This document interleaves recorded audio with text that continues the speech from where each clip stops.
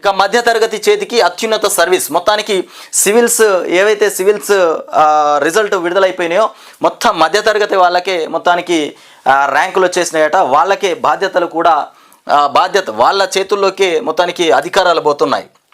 మొత్తానికి కేరింతలు కొడతా ఉన్నారు. ఆనందోత్సవాలతో ఉన్నటువంటి అంశం. మొత్తానికి మధ్యతరగతి చేతికి అత్యున్నత సర్వీసు.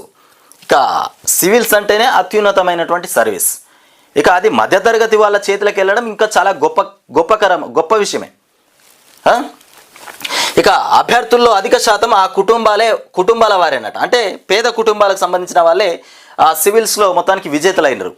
ఇకపోతే లక్ష్య సాధనకు పట్టు వదులకుండా మొత్తానికి ఏళ్ల తరబడి కృషి. మొత్తానికి ఒకప్పుడు సివిల్ సర్వీసెస్ సాధించడం అంటే ఉన్నతాధికారుల పిల్లలు, ఇక ఆచార్యులు, అధ్యాపకుల బిడ్డలు, వ్యాపార కుటుంబాల నుంచి వచ్చినటువంటి వారికే పరిమితం అనేటువంటి అభిప్రాయం ఉండేది.